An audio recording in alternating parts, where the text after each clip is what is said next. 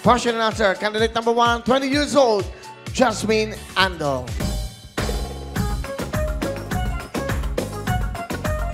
Hi, Jasmine. Dahan-dahan lang. Okay. Up. All right. On the left. Step, step, step, step. Very good. Left, right, left, right. Ito, Jasmine, please. Thank you. Hi, Jasmine. Hi, Will. Okay, bumati ka muna. Ayan. Sa mga kababayan ko dyan sa Kasilagan, Rizal, Nueva Ecija, amok na aguy-buya kayo, tata. Maraming salamat sa inyong suporta. Sa aking, of course, ADC family, especially to Doc Joy, hello po. And of course, to my very supportive family, Mama, Daddy, sa mga kapatid ko, thank you so much for your support. Andito na ako. Welcome. Okay. Excited ka ba? Yes. Sobra po. Ba, totoo ba? Ikaw isang valedictorian at isang scholar ng bayan? Yes, I am. I graduated as valedictorian po in high school and currently now a scholar ng bayan sa National Center for Teacher Education, Philippine Normal University. So you will be a teacher soon? Yes, I am. Wow. I will be. At ang type na sa lalaki, yung mahabagin. Yes. Ano yung sabihin nun? Ano yun?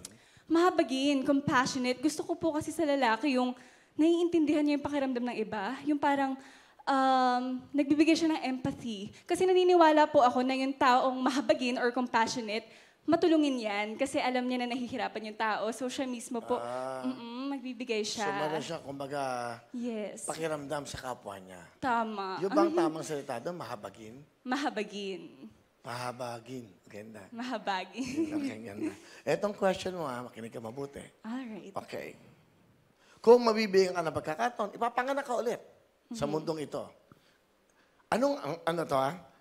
Tama ba itong tanong natin? Bilang isang foreigner, tama ba ito, Rod? Kung mabibigyan ka ng pagkakataon, ipanganak muli bilang isang foreigner, o yan, anong nationality ang pipiliin mo at bakit?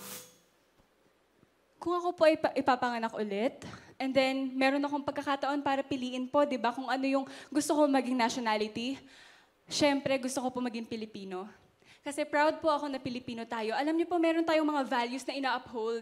Di ba? Ang Pilipino kilala yan bilang hospitable. Mapagbigay tayo, mapag-welcome tayo. At hindi lang yan, meron po tayong pagkakaisa. Isa po yan sa values ng Pilipino, ha? Yung pakikipagkapwa na kaya nating makisama sa kahit kanino. At hindi lang dyan, na-appreciate natin yung diversity. Naniniwala tayo na lahat ng kulay, lahat ng hugis ng katawan, kahit ano pang itsura mo, maganda ka.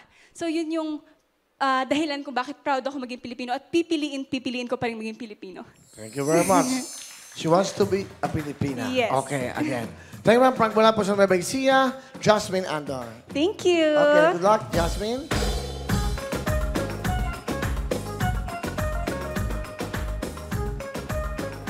Jasmine, yung mic namin. Bye po. Okay, pakisorry. Thank you. Ayan, munti ko na mauwi. Kasi makahabagin siya eh. Sorry, ayan. Okay.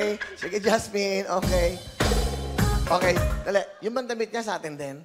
Hello mga kapuso! Ako po si Ipon. Minabati ko unang-una dyan mga kaipo natin, mga kaskwami ko dyan. Nagustuhan nyo ba ang video na to? Marami pa kaming inanda para sa inyo. Mag-subscribe lang sa Wowin YouTube channel. Tsaka, don't forget to hit the, the bell button para lagi kang updated. Yun lang!